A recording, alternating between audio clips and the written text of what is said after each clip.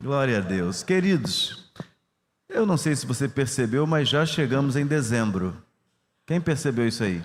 Já é dezembro de 2023. Fizemos uma festa linda no mês de novembro e já estamos vivendo intensamente o mês de dezembro, já sonhando com janeiro. Janeiro é um novo ano, mas dezembro dos meses é o mês que nós mais temos a percepção de por que somos igreja e por que estamos aqui hoje. Nasceu o Redentor, nasceu o Salvador, nasceu aquele que pisará a cabeça da serpente, que vai destruir a cabeça de ouro de Nabucodonosor, aquele que foi profetizado por tantos. Ele chegou até nós, se fez carne, habitou entre nós. A razão de a igreja existir é exatamente a vinda de Deus a essa terra. Ele mesmo fundou a igreja, por isso que a igreja não pode ser destruída. Ele criou, ele formou a igreja. Eu e você não podemos ser destruídos, nem paralisados por obra nenhuma do adversário. E isso deve encher o nosso coração de alegria. E eu quero convidá-lo para entrar no mês de dezembro com essa expectativa. Eu tenho 4 grandes expectativas para 2024 e nós vamos trabalhá-las ao longo das quintas-feiras e também no domingo pela manhã, domingo à noite, com as séries de dezembro. Então abra o seu coração e deixe a luz do céu entrar. A primeira e grande expectativa que temos para o próximo ano é PIBAM, uma igreja maravilhosa, servindo ao Pai e aos irmãos com as características de Cristo. Dizer que Jesus é maravilhoso significa dizer que o seu corpo também o é. Dizer que ele é maravilhoso, gracioso, poderoso, é dizer que o seu corpo é reflexo da cabeça, ele, Cristo. Então, como igreja, nós não podemos apenas ensinar sobre o Cristo que é maravilhoso conselheiro, mas nós mesmos tomarmos posse disso e vivermos esta maravilha dentro de nós. Nós fomos resgatados das trevas, fomos conduzidos para o reino de Deus, e a maravilha maior é essa: nós cremos em Jesus.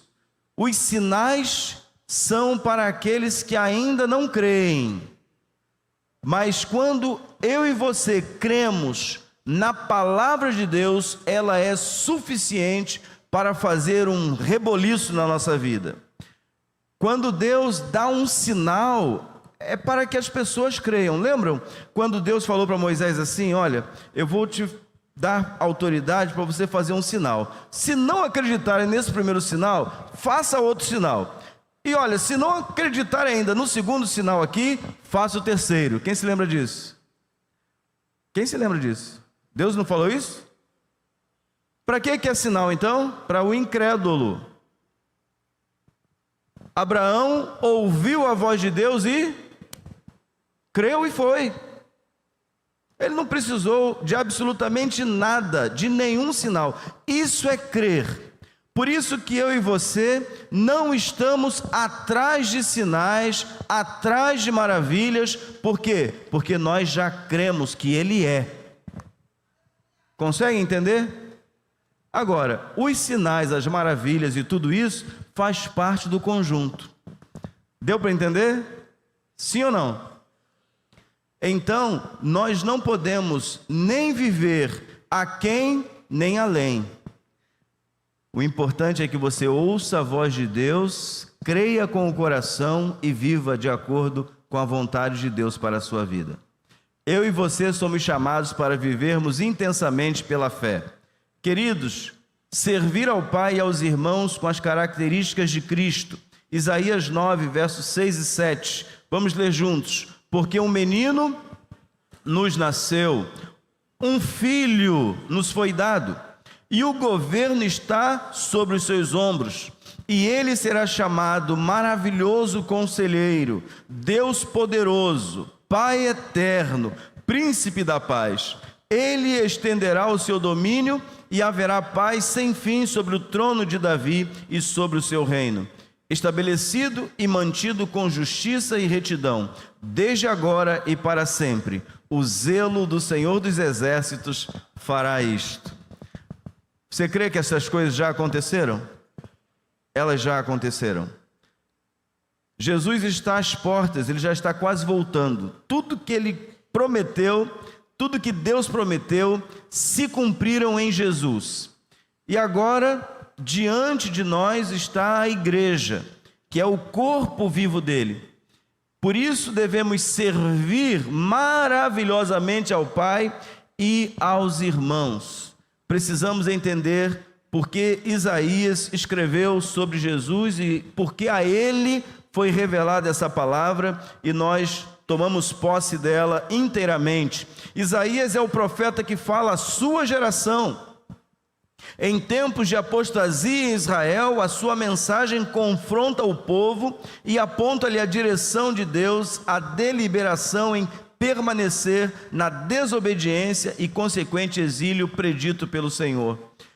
Ele confronta o povo, o seu pecado, a idolatria, a apostasia. Israel estava totalmente perdido, sem direção. Isaías vai lá e fala para eles: olha, está tudo errado, esse caminho que vocês estão trilhando vai levar vocês para o exílio. Ele está falando para o povo do seu tempo sobre coisas que Deus iria fazer lá no futuro. Isaías é o profeta que narra o exílio babilônico. Ele menciona Ciro, o conquistador da Babilônia, rei persa que governou por volta de 550. Você sabe bem que o reino do norte, Israel, ele caiu em 700, mais ou menos 720 a.C. Caiu o reino do norte, mas em 550, 520, caiu o reino de Judá. Então o norte e o sul, ambos foram desterrados, tudo foi destruído. Por quê, pastor? Porque o povo não quis se arrepender, não quis voltar-se para Deus, não olhou para as profecias com seriedade. Às vezes, queridos, nós estamos ouvindo muitas mensagens. Às vezes, ouvimos da igreja, ouvimos no YouTube, ouvimos no Spotify e tantas outras redes sociais. Ouvimos, mas não entendemos, não compreendemos, não cremos e não colocamos em prática. Ouve-se muito, mas não se entende com o coração e não se confessa com a boca e não muda o rumo. Quando uma igreja é maravilhosa, quando uma igreja é excelente, ela ouve a profecia, ela ouve a palavra e vê que Deus está aguardando uma mudança de atitude. E ela, obediente, começa a mudar. Isaías é o profeta que fala sobre o fim do exílio babilônico e refere-se à nova comunidade de Israel formada dentro da Babilônia, um povo pós-exílio, diferente daquele que lá entrou. Você se recorda bem que Jeremias falou ao rei: olha, pode se entregar, se entrega porque é vontade de Deus. Eu sei os planos que tenho para vocês. Eu quero preparar vocês na Babilônia, pode se entregar. Eu não vou abandonar vocês, eu não vou esquecer do que eu prometi a Abraão. Mas aqueles reis de Judá não quiseram acreditar. 40 anos se passaram das profecias de Jeremias, ninguém acreditou nele. Jeremias falava da parte de Deus, tomava tapa. Jeremias falava da parte de Deus, era jogado no calabouço, e era jogado no fosso, e era apedrejado, e era pendurado de cabeça para baixo no sol quente. Falando da parte de Deus, era perseguido, maltratado, preso. Será que nós estamos vivendo isso nesses dias? Talvez o pregador não esteja passando pelo que Jeremias passou, mas às vezes a sensação que se tem do rumo que, infelizmente, muitos grupos cristãos, evangélicos, quando tomam uma direção que a gente percebe claramente que está fora do que Deus planejou, do que Deus sonhou. Igrejas que estão paradas, igrejas que não estão evangelizando mais, igrejas que estão se reunindo apenas para cumprir um propósito religioso, igrejas que perderam a visão, igrejas que já não fazem mais, nem acreditam mais em evangelização. E Deus mandou o que, queridos? Ide por todo mundo, pregai o evangelho. Não é para a igreja parar, é para ela prosseguir, é para ela avançar. Uma igreja maravilhosa, uma igreja cujo Deus é o Senhor, ela não para de pregar, é no templo e nas casas, todos os dias. E a cada dia, a cada manhã, o Senhor vai fazendo a multiplicação dos salvos. Quando eu e você entendemos que o nosso Senhor é maravilhoso, é poderoso, é eterno, e Ele nos deu uma ordem, esta ordem precisa ser seguida. Enquanto Ele não vem, é tempo de a igreja ir. Vamos repetir isso? Enquanto Ele não vem, é tempo de a igreja ir. Nós estamos indo. Hoje, queridos, atendemos 42 pessoas aqui na tenda. Foi maravilhoso. Gente chorando, mas irmãos, olha, que calor. Aquela tenda parecia um micro-ondas. Parecia um micro-ondas. Estava quente demais. Aí eu falei assim: Senhor, preserva o Zorimar. Preserva, ele está ali quietinho. Eu não sei nem se ele está vivo. Ele está tão quietinho ali. Aí eu olhava para o Pedro, olhava para o João, né, os jovens que estavam ali hoje.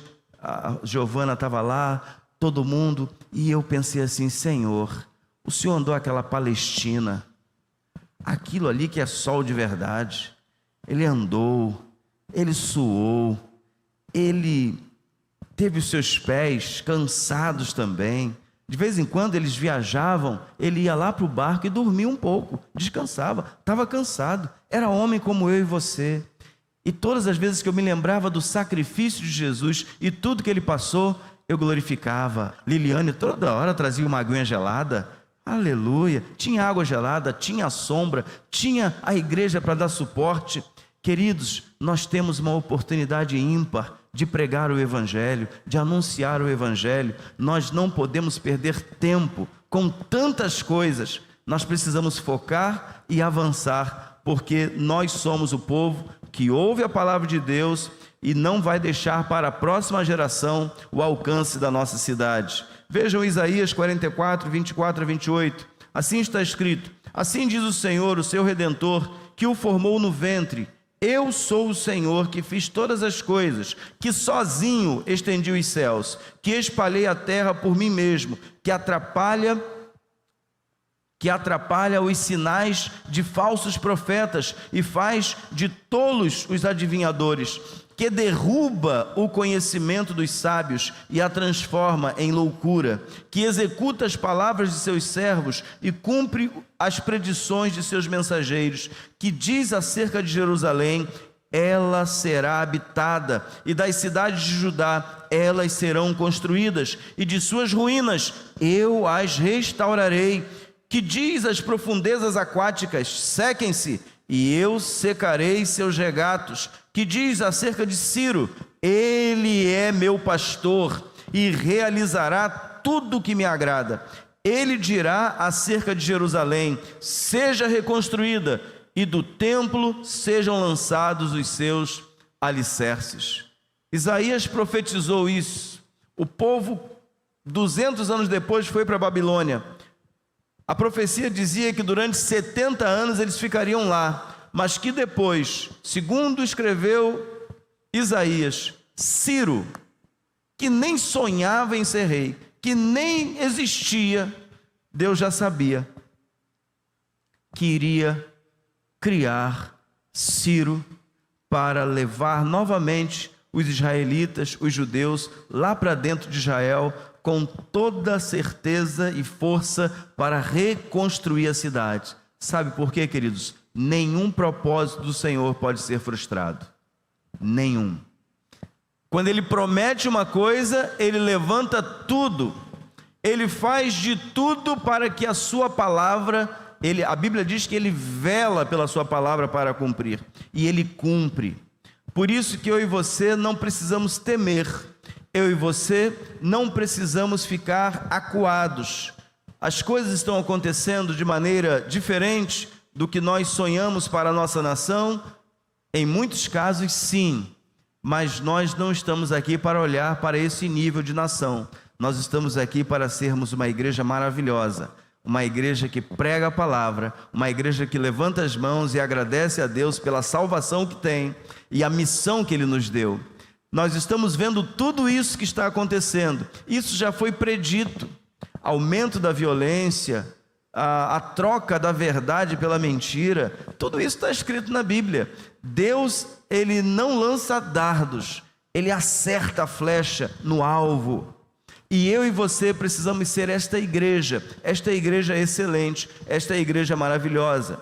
Isaías está profetizando há cerca de 700 anos antes de Cristo, ou seja, Deus por meio deste homem falou por meio de Mateus, que registrou para que pudéssemos acreditar no seu poder. Primeiro Isaías 9, 1 e 2, contudo não haverá mais escuridão para os que estão aflitos. No passado, ele humilhou a terra de Zebulon e de Naftali, mas no futuro honrará a Galiléia dos gentios, o caminho do mar junto ao Jordão. O povo que caminhava em trevas viu uma grande luz. Sobre os que viviam na terra da sombra da morte, raiou uma luz. Olha agora Mateus 4, 13 a 17. Saindo de Nazaré, foi viver em Cafarnaum, que ficava junto ao mar, na região de Zebulon e Naftali, para cumprir, repita comigo, para cumprir o que fora dito pelo profeta Isaías: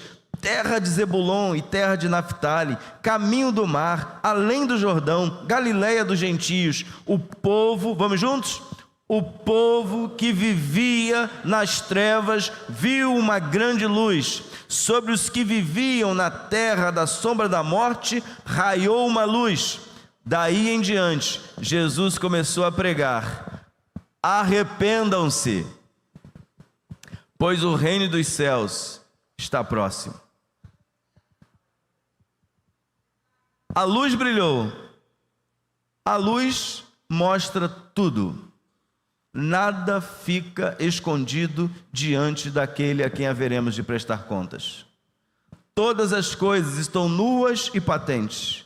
Por isso ele abre o seu discurso, ele abre a sua pregação, ele abre o seu ministério dizendo ao povo: vocês estão em densas trevas, vocês estão tomados por pecado de todos os lados, vocês precisam se arrepender de todos os seus pecados para entrarem no reino. E nós precisamos, de verdade, pensar sobre a nossa vida, a nossa condição, para que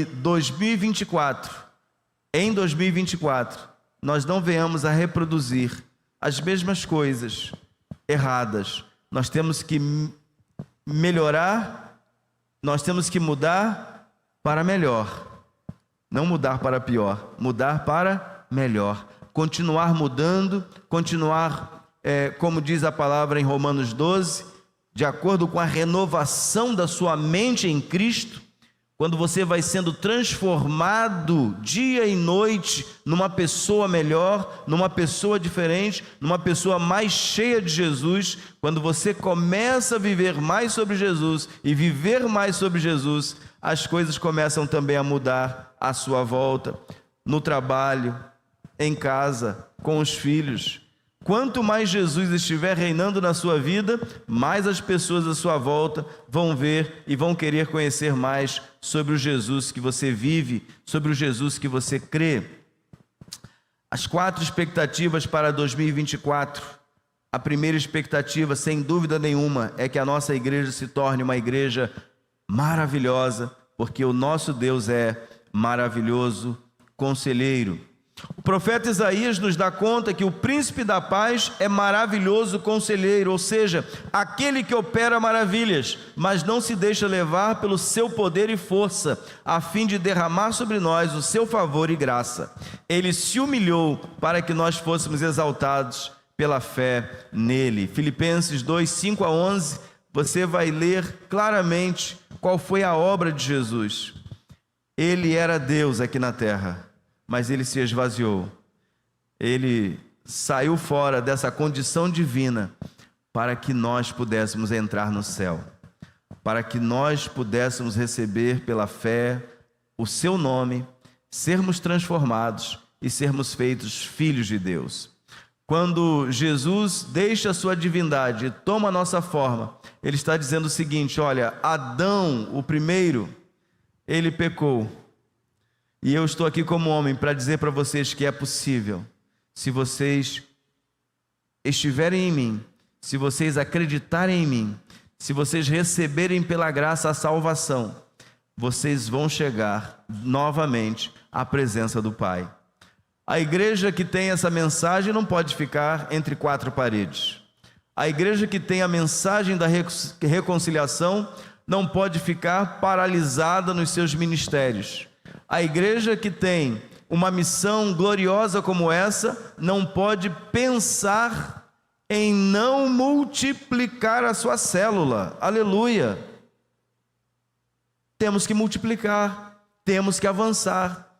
Não é só a gente, tem mais gente para entrar na arca. Não é só a gente, não é só o nosso bairro, são 54 bairros. A luz do Evangelho precisa chegar aos quatro cantos da cidade. Essa é a nossa mensagem, essa é a nossa missão. Ser uma igreja maravilhosa hoje implica em profetizar das maravilhas realizadas e acreditar que as mesmas podem e devem se cumprir na vida das pessoas a quem ministramos o poderoso Evangelho.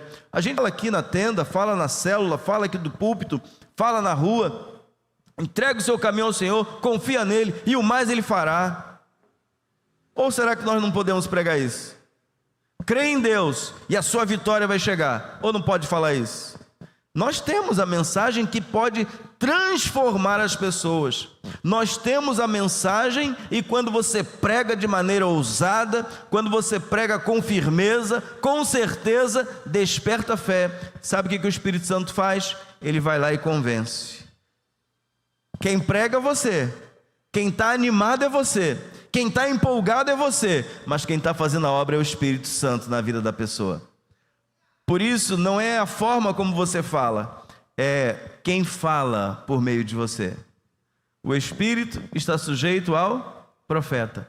Alguns vão chegar aqui e vão falar como eu falo, outros vão falar como o pastor Paulo Sérgio fala, outros como o pastor Gabriel, outros como o pastor George, outros como o pastor Mário, outros como Mauro Ferreira, outros como Zorimar Lagoas, outros como o irmão José ali, outros como Raquel. O mais importante não é quem fala, é quem está falando por intermédio de. Então, eu e você não precisamos ficar acuados, amordaçados, com medo. O Espírito Santo de Deus quer te usar do jeito que você é, da forma que você é. E eu e você somos chamados a sermos esta resposta. Isaías profetizou para os seus dias, Isaías profetizou para o futuro, e Isaías fala até hoje, porque ele falou da parte de Deus. E Deus não tem tempo. Quem está nas trevas hoje, a eles podem brilhar a luz. A eles pode brilhar a luz. Quem não está em Jesus está nas trevas. Quem não está com o Espírito Santo está perdido. Porque se alguém não tem o Espírito de Deus, esse tal não é dele. E se não é de Jesus, está morto duas vezes. Segundo a palavra de Deus, quem não tem Jesus morre duas vezes. Essa morte do corpo e a morte eterna. Mas o problema da morte eterna é que não é só morreu, acabou. É porque vai viver morto para sempre. É lago de fogo, é Satanás, os demônios, e o adversário é tão astuto que ele diz que ele vai reinar no inferno. É mentira. Ele vai ser atormentado tanto quanto aqueles cujo nome não está no livro da vida. Ele não vai reinar lá. Ele não é senhor do inferno. Não. Lá em Apocalipse você vai ler, Jesus tem as chaves da morte e da vida. Em tudo ele tem autoridade. Repitam comigo, toda autoridade me foi dada no céu e na terra e debaixo da terra. Ninguém tem mais autoridade. É ele que tem autoridade.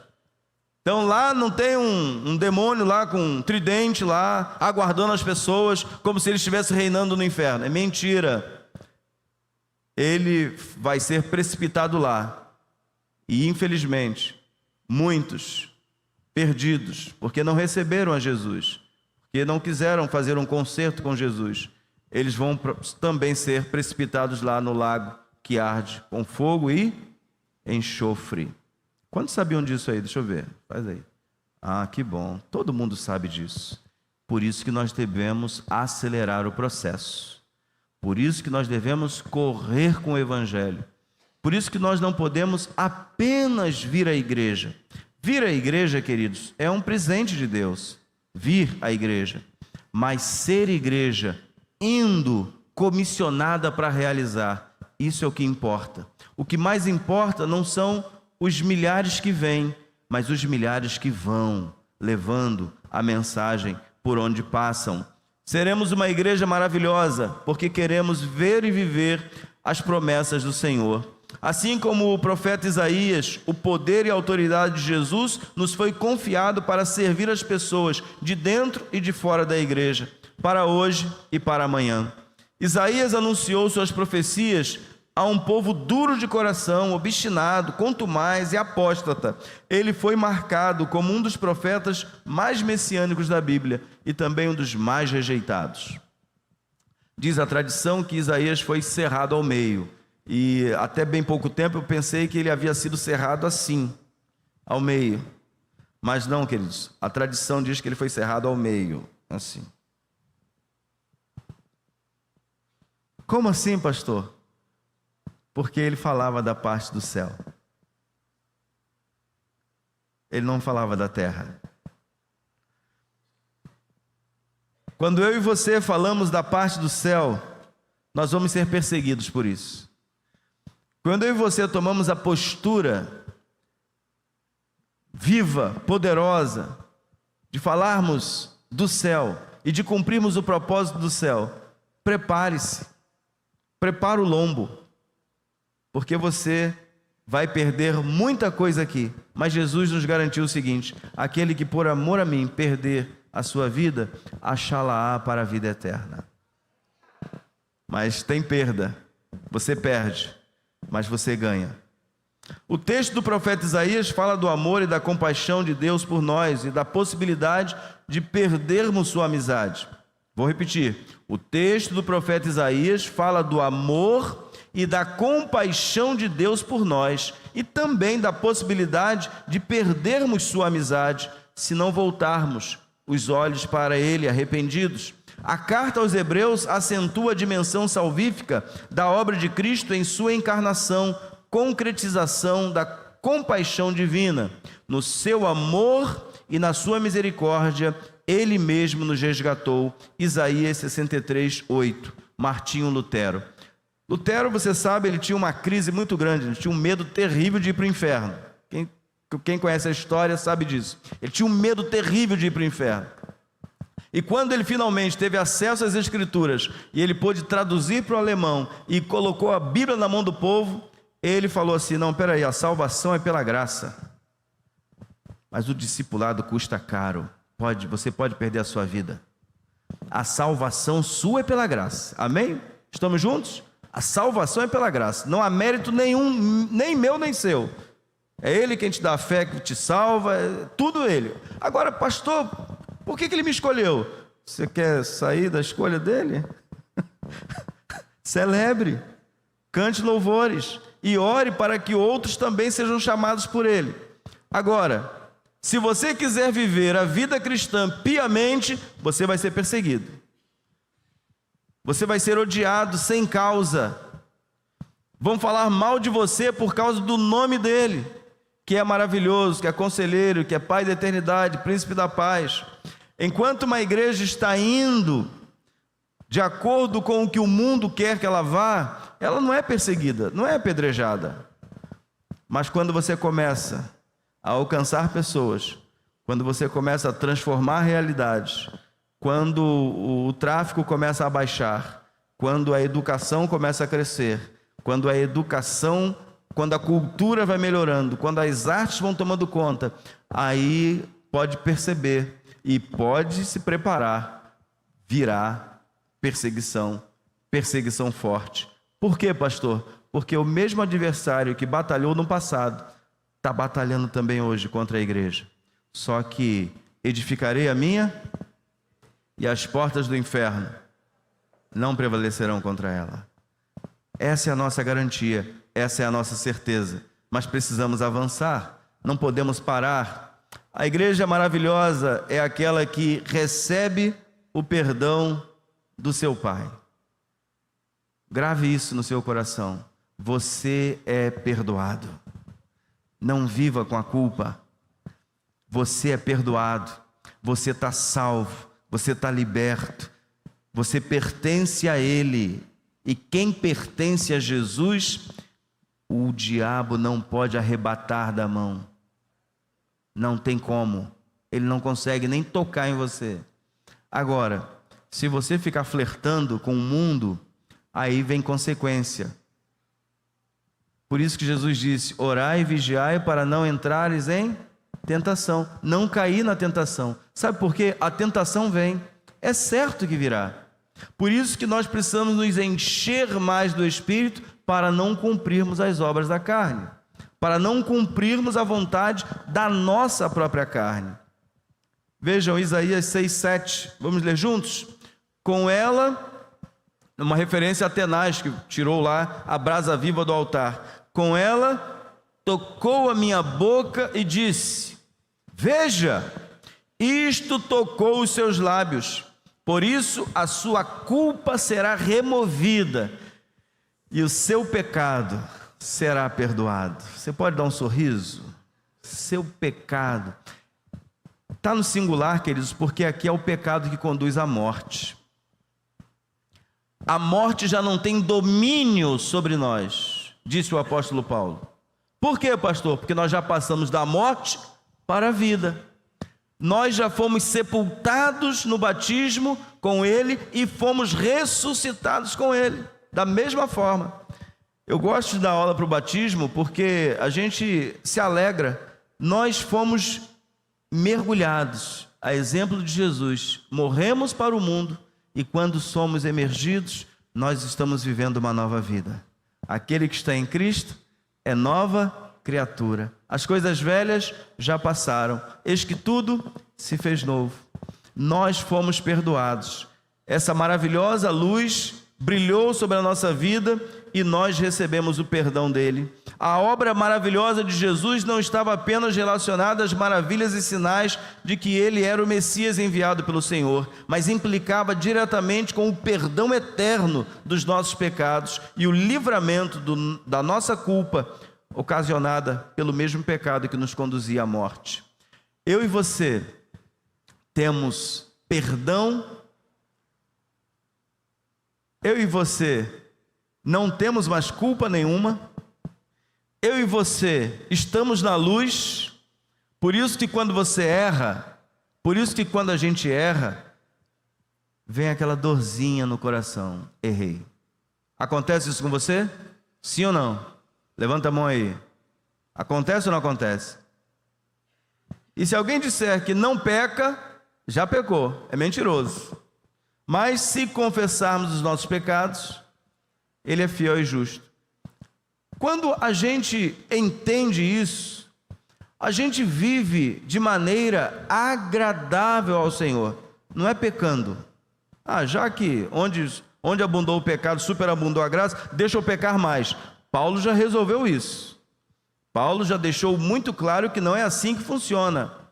Se nós estamos em Cristo e já recebemos o seu perdão, o pecado passa a ser literalmente um erro de percurso. Eu queria acertar e errei. Mas não é uma prática contínua. Aqueles que estão na luz, faz tudo na luz. Ele não faz nada nas trevas. A única coisa que ele esconde nessa vida é a senha do banco. Amém? É a única coisa que você tem que esconder. Mas as outras coisas, nuas e patentes. Quando você é transparente, quando você é aqui dentro e lá fora a mesma pessoa, você não toma susto nunca. É sobre isso, queridos. Isaías 1,18. Venham, vamos refletir juntos, diz o Senhor. Embora, vamos juntos? Embora os seus pecados sejam vermelhos como escarlate, eles se tornarão brancos como a neve. Embora sejam rubros como púrpura, como a lã se tornarão. O desejo de Deus é pela nossa santificação. Nunca ignorem isso. Nunca se deixem levar pela sua própria consciência ou sua visão de mundo. Ele não quer que você se corrompa. Ele não quer que você permaneça na mentira. Ele não quer que você permaneça se prostituindo. Ele não quer que você continue num relacionamento que Ele não está aprovando. Se eu e você decidirmos cumprir a vontade de Deus, Ele vai clarear tudo para mim e para você. É isso que Ele quer de nós. A igreja maravilhosa está focada na pregação profética de confissão de pecados, perdão, abandono das práticas erradas e abraço à missão estabelecida pelo Pai que nos perdoou. A Bíblia diz claramente que Ele nos tirou do império das trevas e nos transportou para o Filho da Luz, a fim de que nós pudéssemos testemunhar dele, pregar o Evangelho, anunciar as coisas maravilhosas, gloriosas, daquele que nos chamou das trevas para a sua maravilhosa luz. Todos nós que estamos em Cristo, temos uma palavra de amor, de cuidado, de carinho, para com as pessoas. Hoje uma das pessoas que nós atendemos aqui na tenda, disse que em algum tempo atrás, na história desta igreja, ela entrou no pátio e uma pessoa aqui disse para ela assim: a sua roupa não está adequada para entrar aqui. E mandou ela sair. Quando eu a convidei para entrar para a oração, ela disse assim: essa igreja mudou, né? Aí eu falei assim: como assim? Não sei. Essa igreja mudou, porque um dia eu vim melhor do que eu estou aqui. E disseram que aqui não era o meu lugar. Aí eu falei assim para ela: aqui é o seu lugar. Porque Ele veio buscar e salvar aquele que se havia perdido. Ele te ama muito. Ele te quer muito bem. Ela começou a chorar. Eu falei assim: Raíssa, é contigo. Levei lá para Raíssa. Raíssa cuidou dela, cheia de problemas. Deus vai restaurar a vida dela. Deus vai restaurar o casamento dela. Igreja é lugar para quem quer mudança de vida. Igreja é lugar para quem quer se recuperar. Igreja é lugar para quem estava nas trevas e quer vir para a luz. Nós precisamos aceitar a todos, mas não permitir que elas permaneçam como elas chegam. Elas vão chegar de um jeito, mas vão sair de outro. Amém? Amém, queridos? Em segundo lugar, a igreja maravilhosa é aquela que reconhece o seu Pai. Nós temos visto assim com clareza muita gente com problema de identidade, de paternidade espiritual. Muita gente que não sabe que Deus é Pai, que Ele é amoroso. Talvez porque o seu pai, ou o seu avô, ou a pessoa que te criou não tenha sido este pai, você tem uma visão distorcida. Quem é pai aqui sabe, ele avisa 1, 2, 3 vezes. Eu falo pai e mãe, tá? Porque a gente quer o melhor para o nosso filho. A gente avisa 1, 2, 3. E quando finalmente se machuca, não dói na gente também? Dói ou não dói? Qual é o pai e a mãe que quando corrige o filho, fica sorrindo, fica feliz, fica satisfeito? Não fica.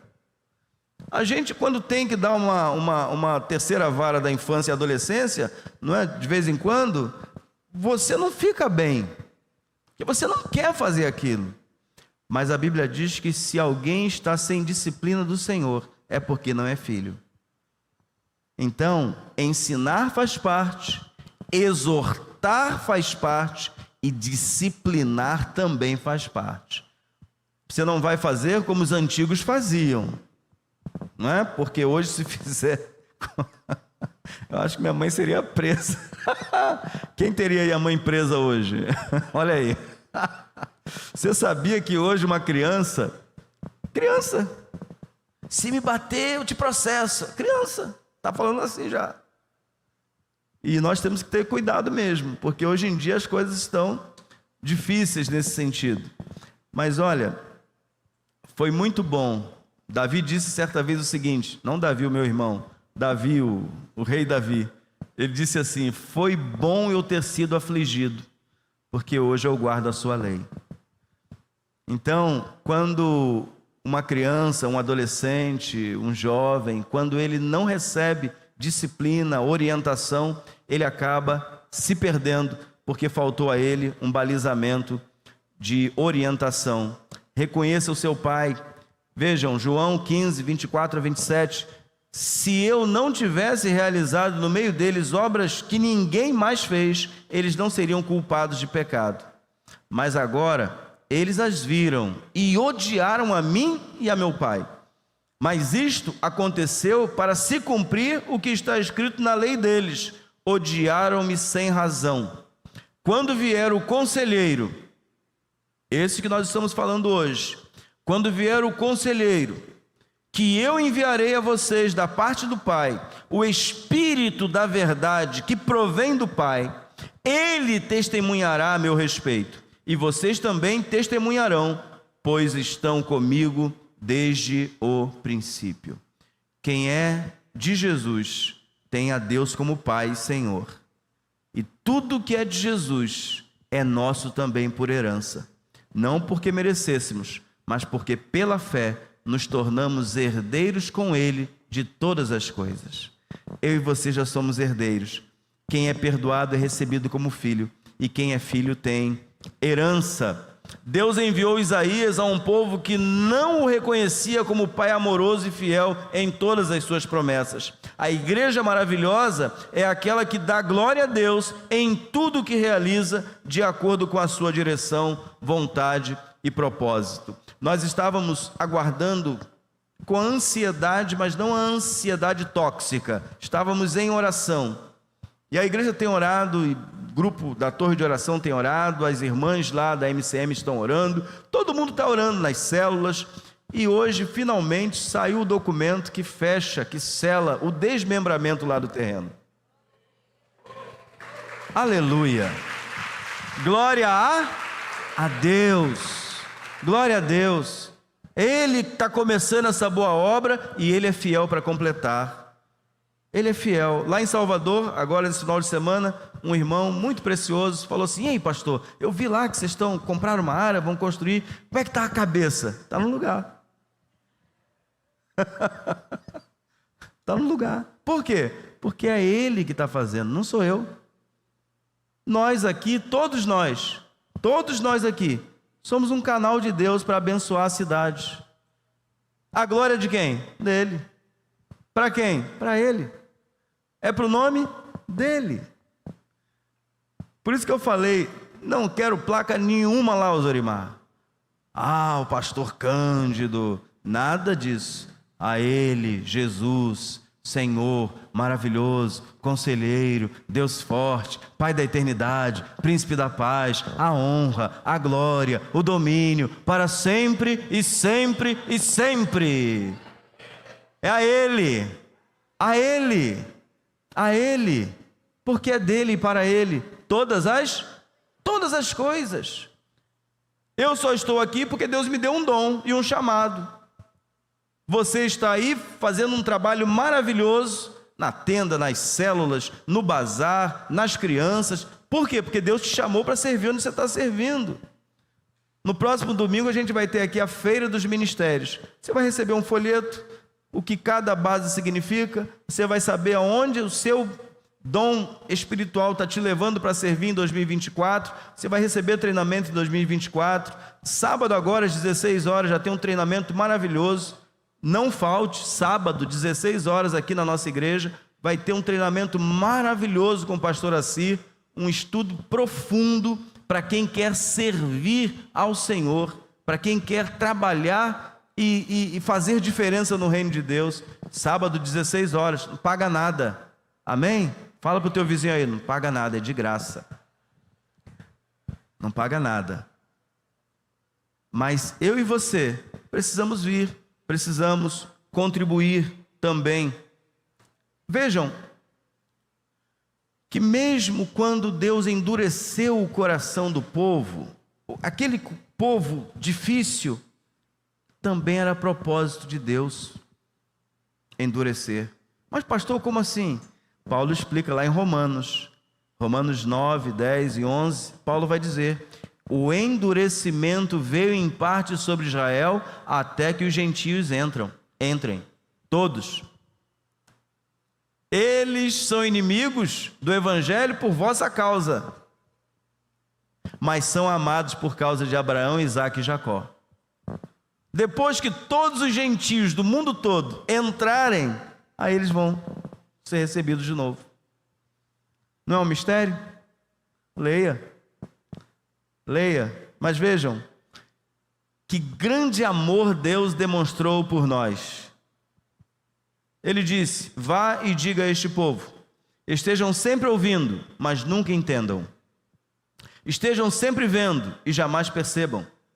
Torne insensível o coração desse povo, torne surdos os ouvidos dele e feche os seus olhos, que eles não vejam com os olhos, não ouçam com os ouvidos e não entendam com o coração, para que não se convertam e sejam curados.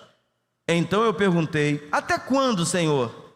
Isaías perguntou, e ele respondeu: até que as cidades estejam em ruínas e sem habitantes, até que as casas fiquem abandonadas e os campos estejam totalmente devastados, até que o Senhor tenha enviado todos para longe e a terra esteja totalmente desolada.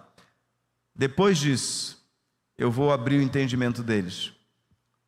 Nós estamos vivendo um tempo em que muitos judeus estão entregando a vida a Jesus. Muitos islâmicos estão entregando a vida. Muitos muçulmanos estão entregando a vida a Jesus. Muitas pessoas na Europa, na Ásia, na África, muitas pessoas estão voltando os olhos para Jesus. Sabem por quê? Deus já mandou o anjo ir recolhendo dos 4 cantos os seus filhos. E de repente, a gente vai piscar e ele vai estar descendo nas nuvens. Eu vou repetir.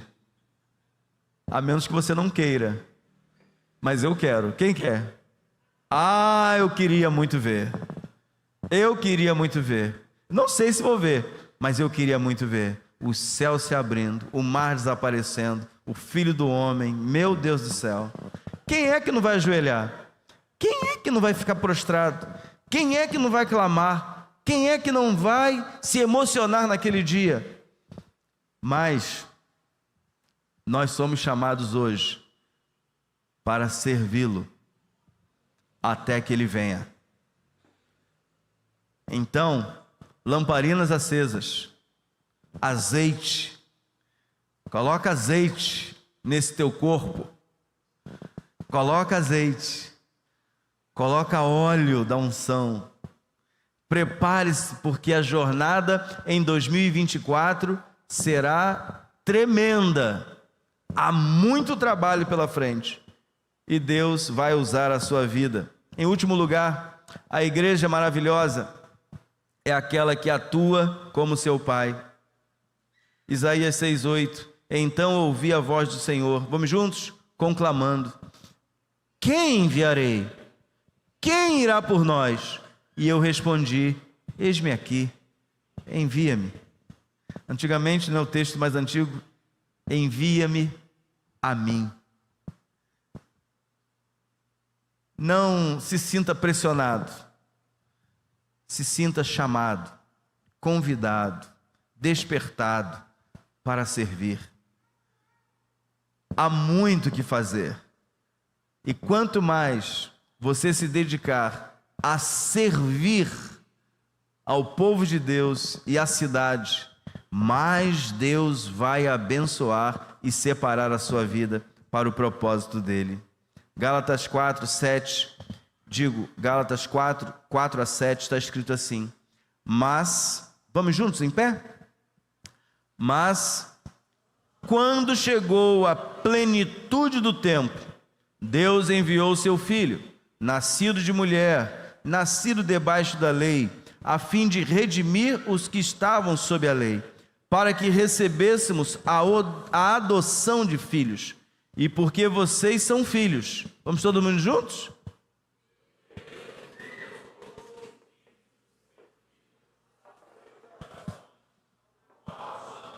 Abba, Pai.